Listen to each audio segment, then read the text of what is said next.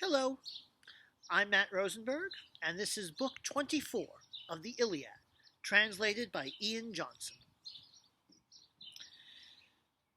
Once the funeral gathering broke up, the men dispersed, each one going to his own ship, concerned to eat and then enjoy sweet sleep. But Achilles kept on weeping, remembering his dear companion.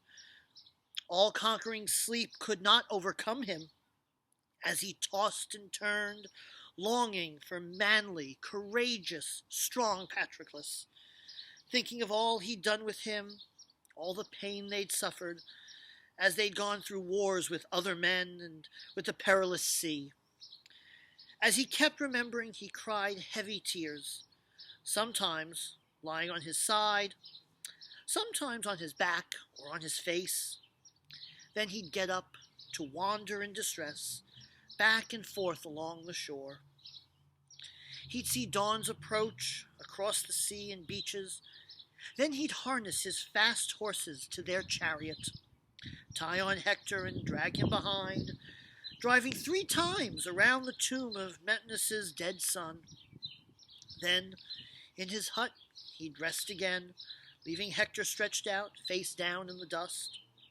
But Apollo, feeling pity for Hector, though he was dead, guarded his skin from any lacerations, 20, covering his whole body with the golden Aegeus. So as Achilles dragged him up, he did not tear his skin.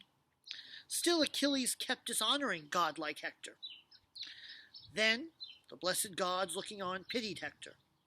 They'd urged keen-eyed Hermes, killer of Argus, to steal the corpse, an idea that pleased them all, except for Hera, Poseidon, and Athena, the girl with glittering eyes, who kept up the hatred they'd felt when they first started to loathe Iliad, Priam, and his people. For Alexander's folly, he'd been contemptuous of those goddesses when they were visiting his sheepfold, choosing the one who volunteered to serve his dangerous lust. But after the 12th dawn had come since Hector's death, Phoebus Apollo spoke out to the immortals. You gods are cruel and vindictive. Did Hector never sacrifice to you burning thighs of perfect bulls and goats? And can't you now rouse yourself to save him, though he's a corpse, for his wife, his mother, and his child to look at, and for Priam too, his father, and the people who'd burn him with all speed and give him burial rites? No, you want to help ruthless Achilles, whose heart had no restraint in that chest. His mind cannot be changed. Like some lion, he thinks savage thoughts, a beast which follows only its own power, its own proud heart, as it goes out against men's flocks, seeking a feast of cattle. That's how Achilles destroys compassion. And in his heart there's no sense of shame which can help a man or harm him. No doubt a man can suffer loss if someone even closer than a friend, a brother born from the same mother, or even a son. He pays his tribute with his tears and his laments, then stops. For fates have put in men resolute hearts. But this man here, once he took Hector's life, ties him behind his chariot, and then drags him around his dear companion's burial mound. He's done nothing to help or honor him. He should take care he doesn't anger us, though he's a fine man. In his rage of his, he's harming senseless dust. Then Hera, angry at Apollo, replied, Lord of the silver bow, yes, indeed, what you say may well be true. If you gods give Hector and Achilles equal worth, but Hector is a moral man, suckled at a woman's breast, while Achilles is the child of a goddess I raised myself. I brought her up and gave her to Peleus to be his wife, a man dear to the hearts of the immortal gods. All of you were there when they got married. You too were with us at the banquet, you friend of evil men, clutching your lyre as slippery as ever. Cloud gathered Zeus, then answered Hera, saying, Hera, don't get so angry with the gods. These two will not both share equal honors. Still, of all mortal men in Ilion, Hector was the favorite of the gods. At least that's what he was to me. He never failed to offer me fine gifts. At their communal feasts, my own altar never went without the proper offerings, libations, and sacrificial smoke, as is our right. But will not let this corpse, brave Hector's body, be taken secretly. Achilles would for certain learn of it, since his mother sees him all the time, both day and night. But one of the gods should tell Thetis to come here before me, so I can put a useful plan for her, how Achilles can get gifts from Priam and then give Hector back to him. Once Zeus had spoken, storm-swift Iris rushed away, bearing Zeus's message. Halfway between Samos and rocky Imbros, she plunged into the sea. As waters rose above her, she sank way down, just as a plummet sinks when fastened to a lure. One fashioned out of horn from some farmyard ox to bring death to hungry fish. She met Thetis, sitting in a hollow cave with other sea gods thronging there around her. In the middle of them all, Thetis was lamenting the fate of her fine son, who would die in fertile Troy, far from his home. Standing right beside her, swift-footed Iris spoke. Rouse yourself, Thetis. Zeus, whose thoughts endure forever, is calling you. Silver-footed Thetis then said in reply, Why is that mighty god now summoning me? I'm ashamed to associate with immortals. My heart holds such immeasurable grief. But I'll go, and no matter what he says, his words will not be wasted. Saying this, Thetis, queen of goddesses, took a dark veil, the blackest of her garments, then set off on her way. Swift Iris, with feet like wind, went on ahead. The surging sea parted round the two of them. When they emerged on shore, they raced on up to heaven. They found the wide-seeing son of Kronos in the midst of all the other blessed gods who live forever. Once Athena had made room for her, Thetis sat with Father Zeus. Hera placed a gold cup in her hand with words of welcome. She drank, then handed back the cup. The father of the gods and men spoke first. You've come here to Olympus, goddess Thetis. Though you're grieving, with endless sorrows in your heart, I know that. But even so, I'll tell you the reason why I've called you here. For 9 days immortals have been quarreling about Achilles, sacker of cities, and Hector's corpse. They keep urging Hermes, keen-eyed killer of Argus, to steal the body.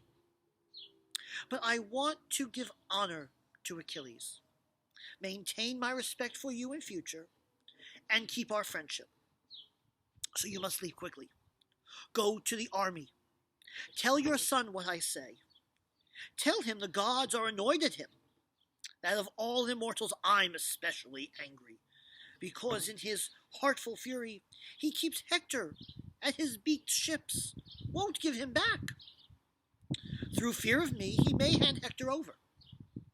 I'll also send Iris to great-hearted Priam, telling him to go to the Achaean ships, to beg for his dear son, bearing presents for Achilles to delight his heart. Silver-footed Thetis did not disagree with Zeus. She went speeding from Olympus's peak to her son's hut. She found him there, still mourning endlessly. Around him, his close companions were all busy, in a hurry to get their morning meal prepared. Inside the hut, they'd butchered a large, woolly sheep. His noble mother sat close by him, caressed him with her hand, then spoke to him, saying, My son, how long will you consume your heart with tears? with this grieving, not thinking about food or going to bed. To have sex with a woman would do you good. I won't see you still alive much longer, for at this moment, death, your powerful fate, is standing close at hand. But quickly, listen to me, for I'm here as messenger from Zeus. He told me this. The gods are angry with you. Zeus himself is the angriest of all immortals, because in your heartfelt fury you keep Hector by your beached ships, won't return him. So come now, give him back, and for that corpse, accept a ransom. Swift-footed Achilles then replied to Theseus, saying, So be it. Whoever brings the ransom, let that man have the corpse, if that's what Olympian in his own true heart desires. Thus, among the assembled ship, mother and son spoke many winged words to each other. Meanwhile, Cronus' son urged Iris to be off to sacred Iliad. You must go right away, swift Iris. Leave your home here on Olympus. Take this message to great-hearted Priam inside Ilion, and tell him he must visit Achaean ships to ransom his dear son, taking gifts to please Achilles' heart. He must go alone. No other Trojan man is to accompany him. One herald, an older man, can make the journey with him, to drive the mules and sturdy wagon and bring back to the city the body of the godlike man Achilles killed. He must not think of death or be afraid. A fitting escort will accompany him, Hermes, killer of Argus, as a guide, until he brings him to Achilles. Once he's led him to Achilles' hut, that man will not kill him. He'll restrain all other men, for he's not stupid, blind, or disrespectful of the gods. He'll spare a suppliant, treat him kindly. Zeus spoke. Storm-footed Iris rushed off with the message. Reaching Priam's house, she found him weeping there and mourning. His sons were sitting with their father inside the courtyard, wetting garments with their tears. The old man sat with them, cloak tightly wrapped around him. Both his head and neck were covered with the dung he'd groveled in and grabbed up by the handful. His daughters and sons' wives were crying through the house, thinking of many noble warriors who'd been killed at the Achaean hands. Zeus's messenger approached. Standing beside Priam, she spoke in a soft voice, but nonetheless his limbs began to tremble. Let your heart be brave, Priam, son of Dardanus. Don't be afraid. I've come not with news of any harm to you, but to do good. I am a messenger to you from Zeus. He may be far off, but he looks out for you, cares very much, and feels pity for you. The Olympian is telling you to ransom godlike Hector. Take presents to Achilles. Find things his heart will find delightful. You must go alone. No other Trojan man is to go along with you. A herald, an elder man, may make the journey with you, to drive the mules and sturdy wagon and bring back to the city the body of the godlike man Achilles killed. You must not think of death or be afraid. A proper escort will accompany you, Hermes, killer of Argus, to guide you, until he brings you to Achilles. Once he's led you to Achilles' hut, that man will not kill you. He'll restrain all other men, for he's not stupid, blind, or disrespectful of the gods. He'll spare a suppliant, treat him kindly. With these words, swift-footed Iris went away. Priam told his sons to prepare a sturdy mule cart and lash on a wicker box. Then he went in person, down to the sweet-smelling vaulted storage chamber lined with cedar, which held many of his treasures. He summoned Hecuba, his wife, then said, My lady, a messenger has come to me from Zeus, instructing me to ransom our dear son. I'm to go to the Achaean ships, taking gifts for Achilles to delight his heart. So come, tell me what you feel about this. My own heart and spirit are urging me in a strange and fearful way to go there, to the ships and wide Achaean camp. At Priam's words, his wife cried out, then replied, "Where's your mind gone? And wisdom you once had, for which in earlier days you were well known among your subjects, and with strangers too? How can you want to visit the Achaean ships, to go alone, for the eyes of the man who's killed so many of your noble sons? You've an iron heart. If he captures you, once he sees you, that man so savage, so unreliable, he'll show you no pity. He'll not respect you. No, let's mourn here, in our home, sitting far away from Hector. It's what mighty fate spun out for him when he was born, when I gave birth to him. Swift-running dogs would devour him, far from his parents beside that powerful man. How I wish I could rip out that man's heart and eat it.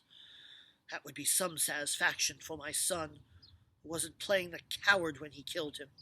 No, he was standing there, defending deep-breasted Trojan women and Trojan men, not thinking of his safety or running off in flight.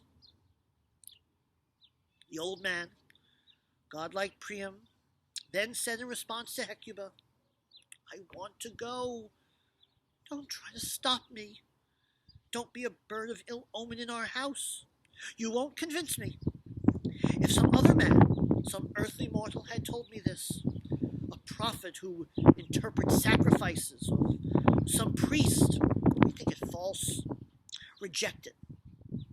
But this time I heard the goddess for myself. I stared her in the face. So I will go. Her message won't be wasted. If I'm fated to die by the bronze-clad Achaean ships, then that's what I wish. Let Achilles kill me, once I've embraced my son and satisfied my desire to mourn." Priam finished speaking, and he threw open fine lids on the storage chests. From there he took 12 lovely robes, 12 single cloaks, as many blankets, white coverlets, and tunics. He brought gold, weighing out a total of 10 talents, then 2 gleaming tripods, 4 cauldrons, and a cup, a splendid one, once given to him by men of Thrace, when he'd gone there as an envoy, a fine treasure. Even this cup the old man did not leave at home. He was so eager to pay ransom for his son. Then Priam chased the Trojans from his courtyard, shaming them with angry words. "Go away, you wretches! You ought to be ashamed. Have you nothing to cry about back home? So you come here tormenting me like this? Isn't it enough that Zeus, Cronus' son, gave me this grief, that I must lose my son, the best one of them all? Well, you'll soon find out. Now he's been killed, it will be easier for Achaeans to kill you too. As for me, may I go down to Hades' home before I see this city plundered and destroyed." With these words, Priam went at the people with his staff, lashing out. They moved off beyond the old man's rage. Then he began shouting at his sons, cursing them. Helenus, Paris, noble Agathon, Pammon, Antiphonus, Polites, skilled in war shouts, Diphoebus, Hippolytus, and proud Dios. To these 9 the old man yelled his orders. "Hurry up, you useless children, my shame. I wish you'd all been killed instead of Hector by those swift ships, the entire bunch of you. My life so miserable and empty. I fathered sons, the best in spacious Troy. I don't think a single one of them is left. Not Mestor, or horseman Troilus, or Hector, that god among men. He didn't seem to be the child of any mortal man, but of a god. Ares destroyed those sons of mine. The ones still left here are disgraceful, liars, prancing masters on the dance floor, who steal lambs and goats from their own people. Will you not prepare a wagon for me, and quickly? Put all those items in it so we can start on our way." Priam finished. The sons, shaken by their father's torrent of abuse, brought out the sturdy, well-made wagon, a new one. They lashed the wicker basket on it, then took down from its peg a boxwood yoke to fit a team of mules, furnished with guiding rings and with a knob on top. They brought out the yoke, the lashing for it, a strap 5 meters long. They placed the yoke with care across the polished pole at its front end, then set the rope's eyes on the peg and bound it up securely with 3 twists round the knob. They lashed it to the pole, twisting the end below the hook. Next, they brought out from the storeroom and stowed in the well-polished cart the huge ransom to be paid for Hector's head. The mules they then put into the harness, underneath the yoke, strong-footed beasts, a splendid gift, which Mysians once gave Priam. Then to Priam's chariot they yoked up the team the old man kept for his own personal use, taking care of them in his own gleaming stables. While harnessing these animals went on this way in the lofty courtyard for Priam and his herald, 2 men with wisdom in their hearts, Hecuba, approached. She came up to them with her heart in great distress. In her right hand she held out a golden cup, some honey wine so the men could pour libations before setting out. Standing there beside their horses, she addressed them, saying, "Take this wine, pour libation out to Father Zeus, and pray that you'll come home again, back from your enemies, since your heart urges you against my will to those swift ships. So pray to Cronus' son, Lord of dark clouds, and God of Ida, who sees the land of Troy, and ask him to send a bird of omen, that fast messenger which is to him the favorite of all birds, the mightiest. Let that bird appear over to your right, so once you witness it with your own eyes, you can have faith as you go to the ships of those fast-riding Argives. But should Zeus, who sees far and wide, not send that messenger, I'd not urge you or advise you go there, to Achaean ships, for all your eagerness." Godlike Priam then said in reply to Hecuba, "Wife, I'll not disregard what you advise. It's good to extend one's hands to Zeus, if he's inclined to pity." Priam spoke. Then the old man ordered his servant woman to pour pure water on his hands. She came out, bringing with her a basin and a water jug. Priam washed his hands, taking the cup from his wife. He prayed, standing in the middle of the courtyard. Gazing up to heaven, he poured out some wine, then spoke aloud, saying, "Father Zeus, Lord of Ida, most glorious and great, grant that when I come to Achilles' hut, I'll be welcomed kindly and with pity. Send me a bird as omen, a swift messenger, the one that is your favorite, the strongest. Let it appear to my right overhead, so once I witness it with my own eyes, I can have faith as I go to those ships of the fast-riding Danaans." So Priam prayed. Counselor Zeus heard him. At once he sent an eagle, of all flying things the surest omen, a dark one, which people call Black Eagle, with wings as wide as doors on some rich man's vaulted storehouse. One fitted with bolts, that's how wide this eagle spread its wings on either side, appearing on the right, speeding across the city. When they saw that bird, they all rejoiced. Hearts in their chests felt great relief. The old man, in a hurry, climbed in his chariot, then drove out through the gate and echoing courtyard. In front, the mules drew on the four-wheeled wagon, led by wise Adios.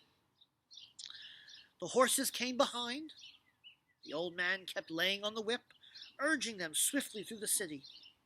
All his family followed him in tears, as if Priam were going off to his death. When they'd passed the gate and reached the plain, his sons and son-in-law turned back to Iliad. But as those two men came out into the plain, they did not go unobserved by wide-seeing Zeus. Looking down on that old man, Zeus pitied him. At once he spoke to Hermes, his dear son. Hermes, since your favorite task by far is acting in a friendly way to men and listening to any man you like, go down there. Guide Priam to Achaeans, to their hollow ships, so no one sees him, so no Danaan even is aware of him, until he comes to the son of Peleus. Hermes the guide, killer of Argus, hearing Zeus, did not disobey. At once he laced up on his feet his lovely sandals, immortal, golden shoes, which carry him across the seas and boundless earth as fast as winds can blow. With him he took the rod which puts to sleep the eyes of any man he wishes, or wakes up others who are slumbering. With this rod in hand, mighty Hermes flew away. He quickly came to Troy and to Hellespont. There he walked on in the front of a young prince, with his first hair on his lip, looking that age when charms of youth are at their loveliest. When the two men had passed the burial mounds of Ilus, they reined in the mules and horses, stopping there beside the river for a drink. For by this time, darkness had come down over the earth. Looking round, the herald saw Hermes approaching. He said to Priam, "Be careful, son of darkness. At this point, we need to think with prudence. I see a man, and it seems we may be cut to pieces soon. Come, let's go in your chariot, or at least clasp him by the knees and beg for mercy. He may feel pity for us." Idias spoke. The old man's mind was very troubled. He was dreadfully afraid. On his bent limbs the hair stood out. He stayed there in a daze. But Hermes the helper came up by himself, took the old man's hand, then asked questions. "Father, where are you going with these horses and these mules through this immortal night when other living men are fast asleep? Are you not afraid of those Achaeans, hostile, fury-breathing, ruthless soldiers? They're not far off. If one of them should see you, bearing all this treasure in the swift black night, what would you do then? You're not that young. Your escort here is elderly, too old to defend himself against someone who wants to start a fight. As for me, I'll not harm you. In fact, I will protect you from other men, because in you I see my own dear father." Old godlike Priam then said to Hermes in reply, "My dear child, things are indeed just as you say, but some god holds his hand over me to send me here a traveler like you who comes to meet us, an auspicious sign, with your handsome shape and your fine common sense. Those parents of yours who gave birth to you are surely fortunate." Messenger Hermes, killer of Argus, then said, "Old man, what you say is very true. But come now, tell me truly, are you sending so much treasure out for foreign people to keep safe for you? Or are you leaving sacred Iliad in fear, now that the finest man's been killed, your own son, who never was reluctant in any battles with Achaeans?" Godlike Priam, old godlike Priam, spoke to Hermes again. "Who are you, good sir? Who are your parents? You speak so fairly of my doomed son's fate." Hermes the guide, killer of Argos, then replied, "You want to test me, old man, by asking me of godlike Hector? My eyes have seen him many times in fights where men win glory, and when he drove the Argives to their ships, killing and butchering them with his sharp bronze, we stood there astonished. For Achilles, still in a furious rage with Agamemnon, would not let us fight. I attend on him. The same ship brought us here. I'm a soldier, one of the Myrmidons, my father's Polycoctor, a man of substance, about as old as you. He has 6 other sons. I'm the 7th. By casting lots with them, I was selected to sail here. I've come now from our ships here to the plain. At dawn, bright-eyed Achaeans will organize for a battle round the city. They're restless, just sitting idly there. And it's impossible for Achaea's kings to keep in check their eagerness for war. Old godlike Priam then said to Hermes, "If you indeed do serve with Achilles, son of Perillus, then tell me the whole truth. Is my son still beside the ships, or has Achilles already carved his body limb from limb and thrown him to the dogs to eat?" Hermes the guide, killer of Argos, answered, "Old man, birds and dogs have not yet fed on him. He's lying still beside Achilles' ship, among the huts, the same as when he died. For 12 days he's laid there, but his flesh is not decayed. Worms are not eating him as they do with men who die in battle. Each dawn, Achilles drags him ruthlessly around his dear companion's burial mound, but that does not lacerate the corpse. It would amaze you if you went in person to see how he lies there as fresh as dew, with all blood washed away, no stain on him. All the wounds he got have closed completely, and many people stuck their bronze in him. But that's how blessed gods care for your son, though he's a corpse, for their hearts loved him." At these words, the old man felt joy. He replied, "My son, it's good to pay immortal gods what's due to them. It's certainly the case, as true as that my son was once alive. He never once neglected in our home the gods who hold Olympus. That's the reason they now remember him for what he did, even his dead body after death. Come now, take this lovely goblet as my gift to you. Protect me, be my guide with the gods' help, until I reach the hut of Peleus' son." Messenger Hermes, killer of Argos, answered Priam, "You're testing me, old man, because I'm younger. You won't convince me when you ask me to take your gift without Achilles' knowledge. My heart fears that man, but I respect him too much to rob him in case something bad comes to me later. But I'll be your guide, even all the way to famous Argos, attending to your every need on a swift ship or else on foot. No man will fight against you because he thinks too little of your guide." With these words, Hermes jumped up on the chariot, behind the horses, quickly grabbing reins and whip. He breathed great strength into those mules and horses. When they reached the ditch and towers round the ships, the sentries there were starting to prepare their meal. Hermes, killer of Argos, poured sleep on all of them, then opened up the gates at once, pulling back the bars. He led in Priam with the wagon load of priceless gifts. They then reached the lofty hut of Peleus' son, which Myrmidons had built there for their king, cutting pine beams for it, then roofing it with downy reeds gathered from the meadows. They'd built around it a large courtyard for their king, strongly fenced with stakes. A single beam of pine kept the gate securely closed. It needed 3 Achaeans to push it into place, and 3 to draw that great bolt from the door. 3 of the rest of the Achaeans, for Achilles, could push it into place alone.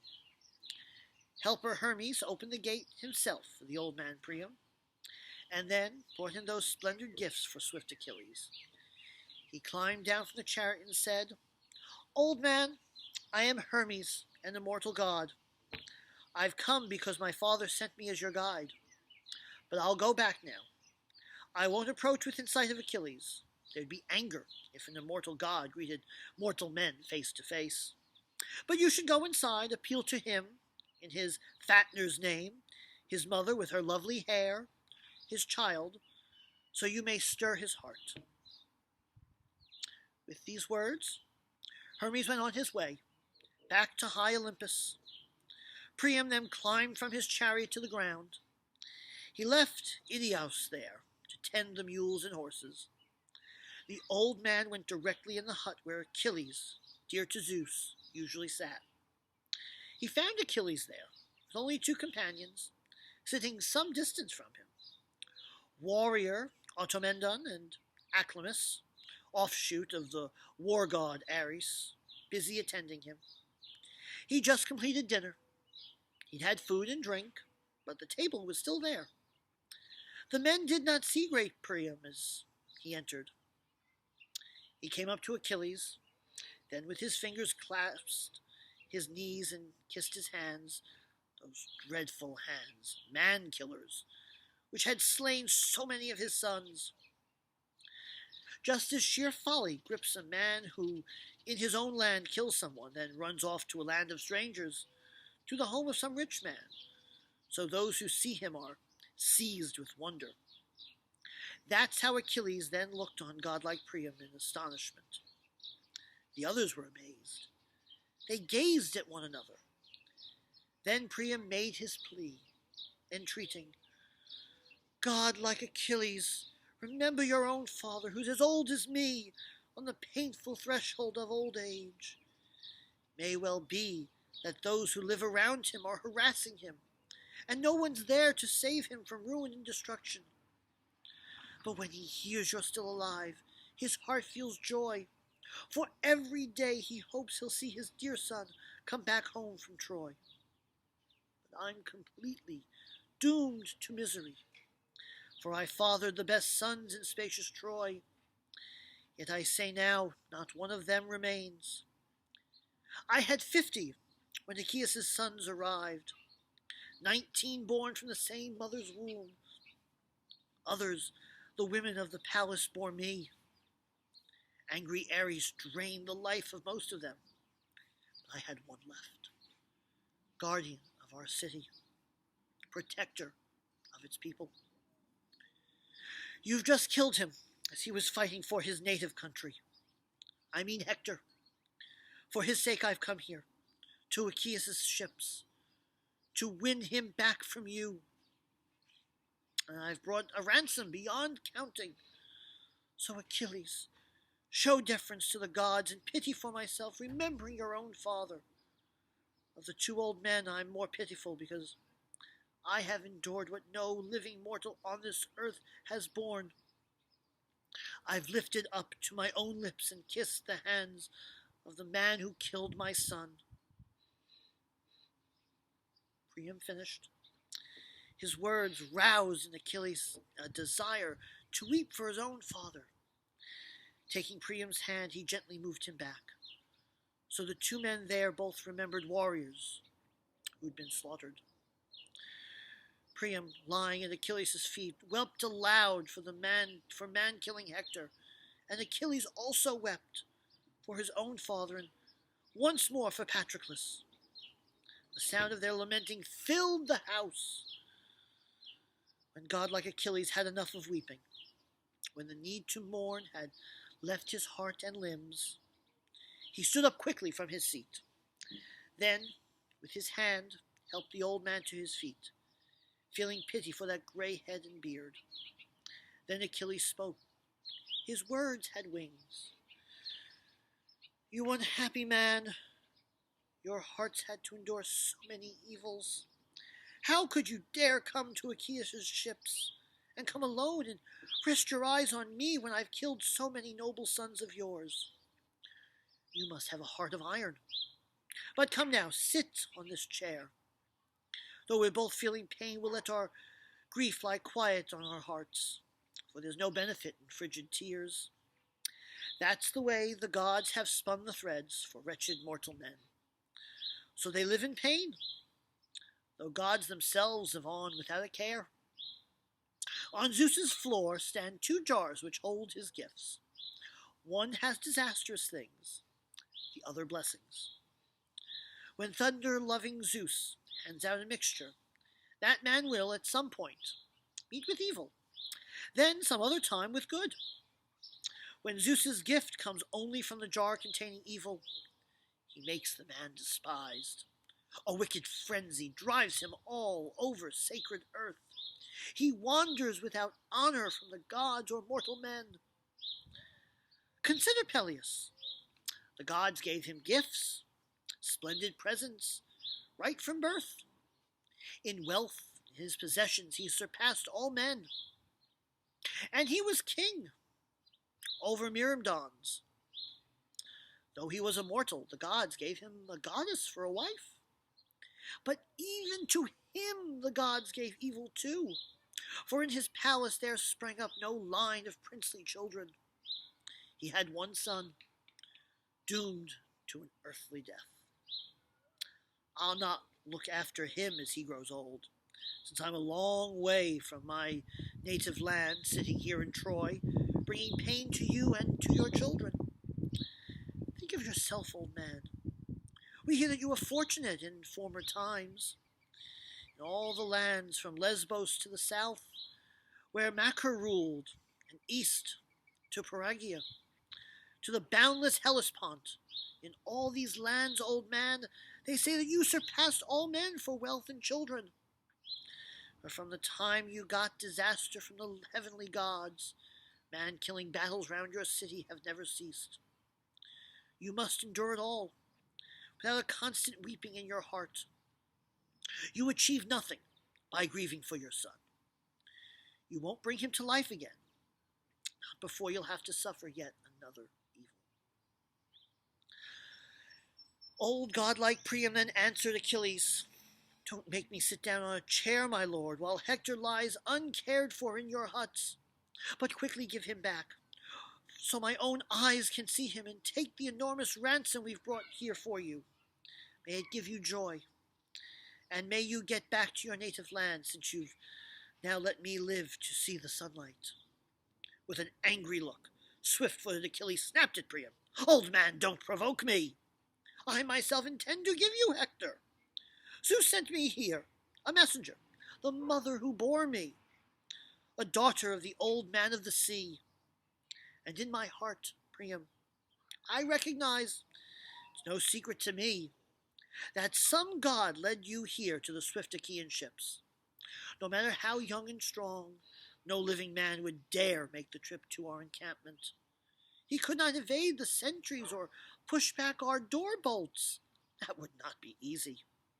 So don't agitate my grieving heart still more, or I might not spare even you, old man, though you're a suppliant here in my hut.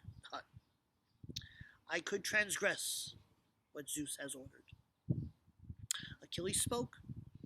The old man, afraid, obeyed him. Then Peleus' son sprang to the door like a lion.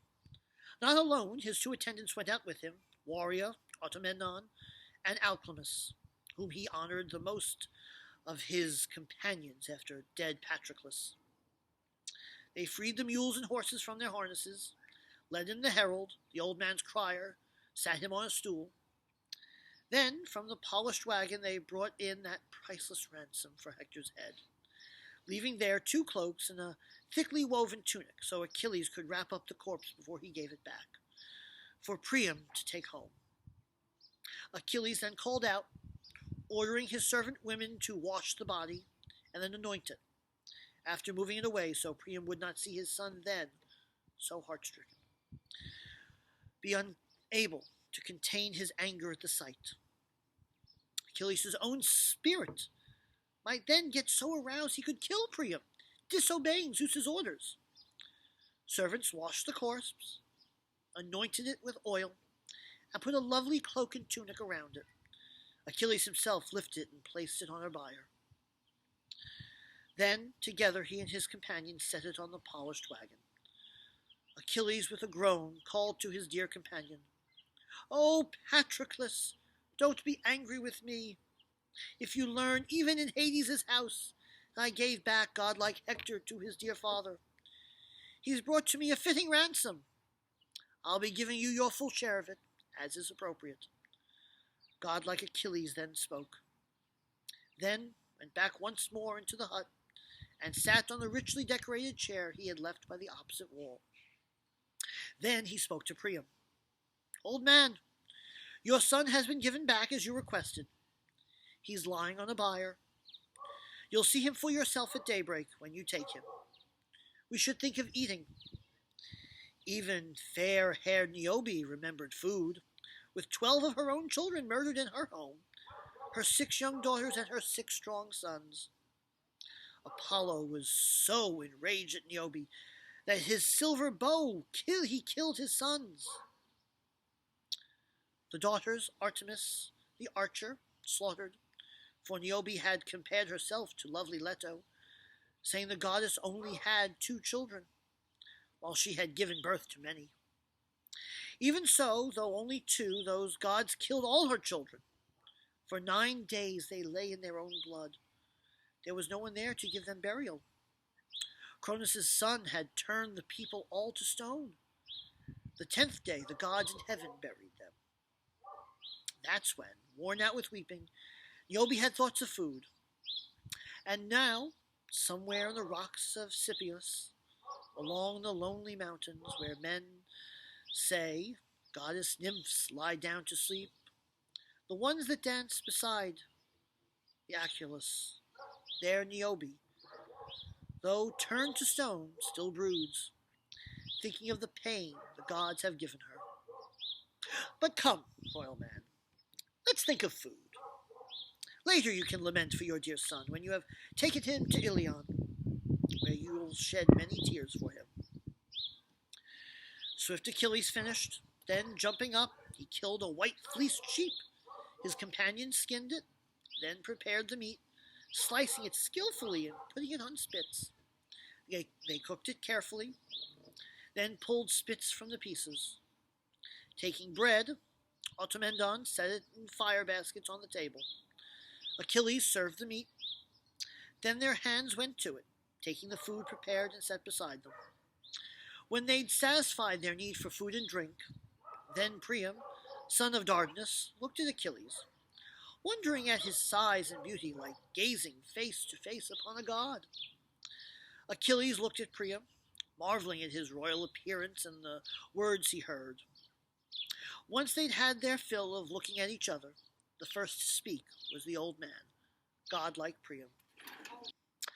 My lord, show me my bed now with all speed, so we may lie down and enjoy sweet sleep.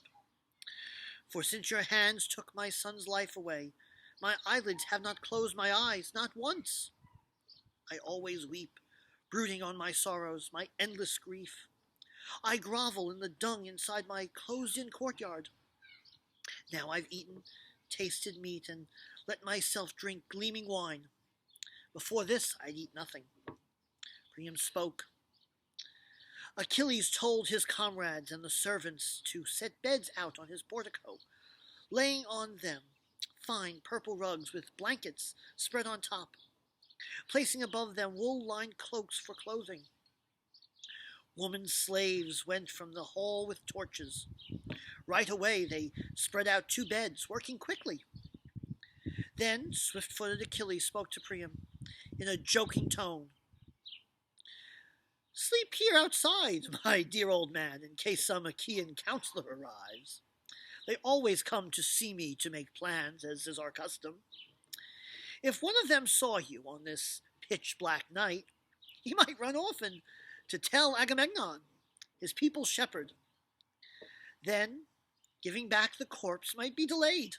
But come, tell me and speak truthfully, how many days do you require to bury godlike Hector, so I can stop that long and keep the troops in check? Old godlike Priam then said in answer to Achilles, if you're willing for me to give Lord Hector a full burial, then Achilles, as a personal favor, there is something you could do for me.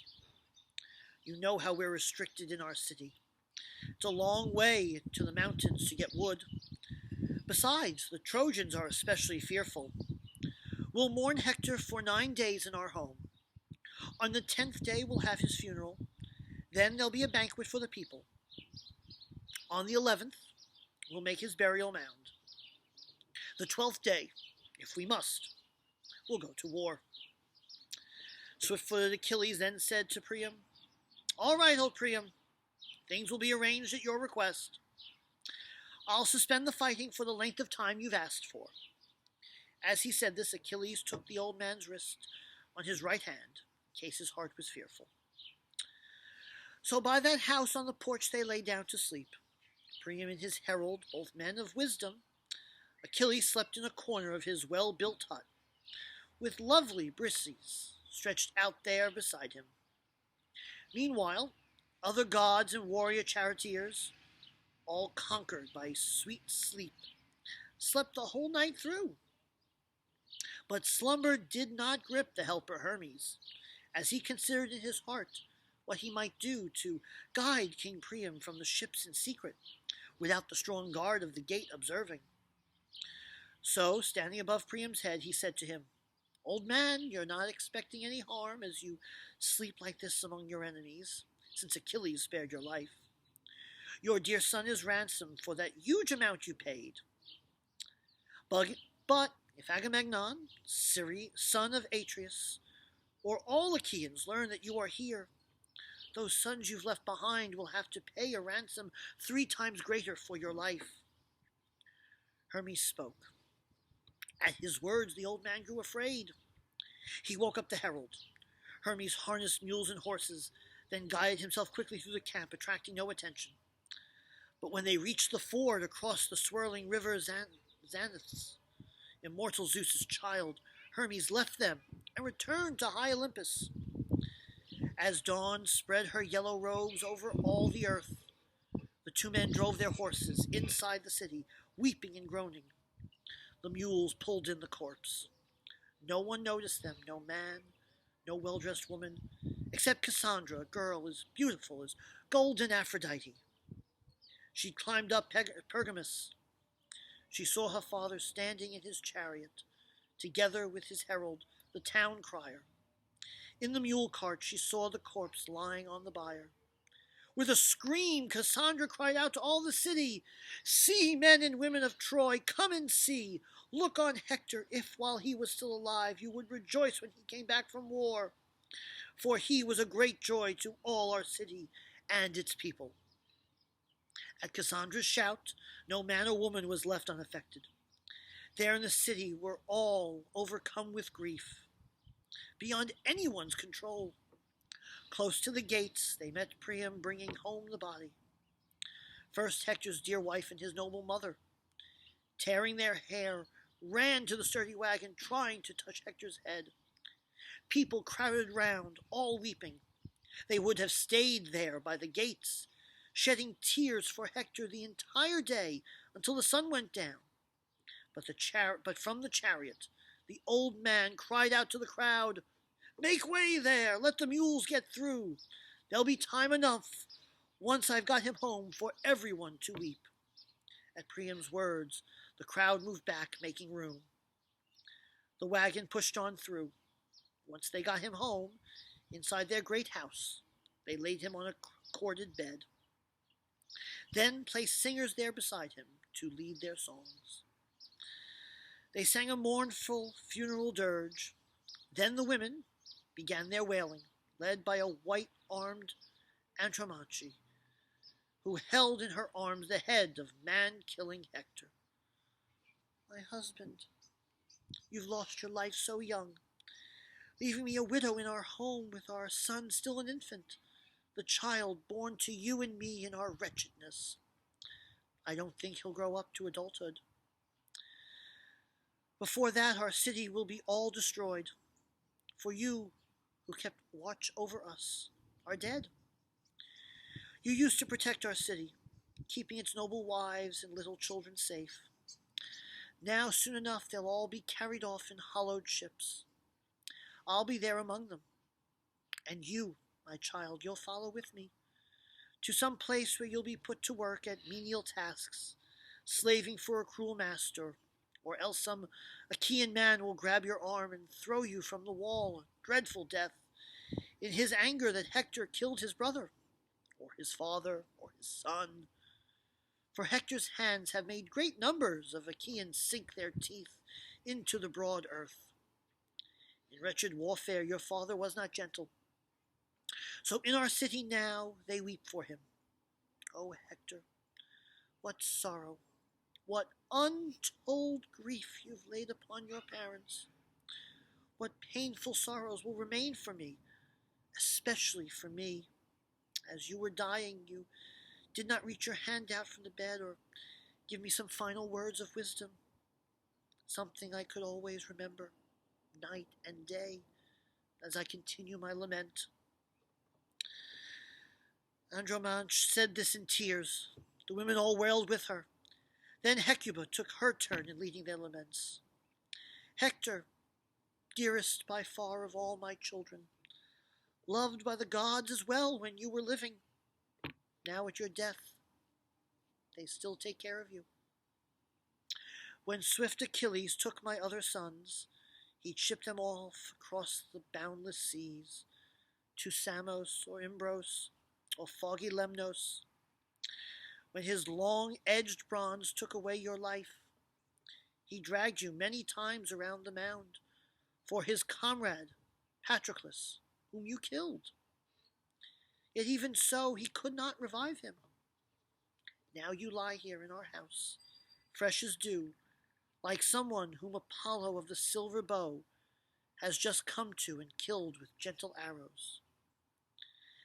As she spoke, Hecuba wept. She stirred them on to endless lamentation.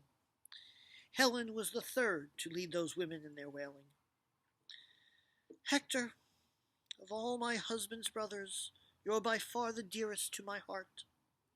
My husband is godlike Alexander, who brought me here to Troy. Wish I'd died before that happened. This is the 12th year since I went away and left my native land. I've never heard a nasty word from you or an abusive speech. In fact, if anyone ever spoke rudely to me in the house, one of your brothers or sisters, some brother's well-dressed wife, or your mother, for your father was always kind, as if he were my own, you'd speak out, persuading them to stop, using your gentleness, your soothing words.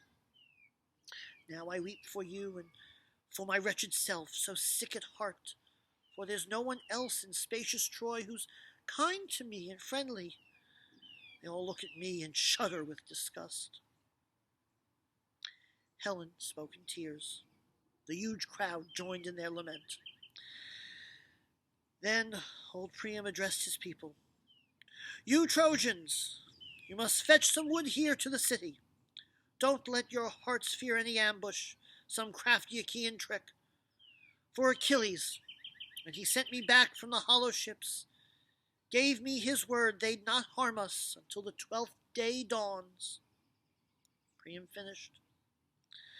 The people hitched up mules and oxen to their wagon and then gathered before the city with all speed. For 9 days they brought in wood an immense amount. When the 10th dawn came, they brought brave Hector out. Then, all in tears, laid his corpse on top the funeral pyre. They set it alight. When rose-fingered dawn came up, they gathered around that pyre of glorious Hector. Once they'd all assembled there, first they doused the pyre with gleaming wine, every part the fire's strength had touched. His brothers and comrades collected Hector's ash-white bones as they mourned him, heavy tears running down their cheeks, and placed them in a golden urn wrapped in soft purple cloth. They quickly set the urn down in a shallow grave, covered it with large stones set close together, then hurried to pile up the mound, posting sentries on every side in case well-armed Achaeans attacked too soon. Once they'd piled up the mound, they went back in, gathered together for a splendid feast, all in due order, in Priam's house, king raised by Zeus. And thus they buried Hector, tamer of horses. Thank you to everyone who listened. Thank you to everyone who participated. We hope you're all safe, and we will see you soon.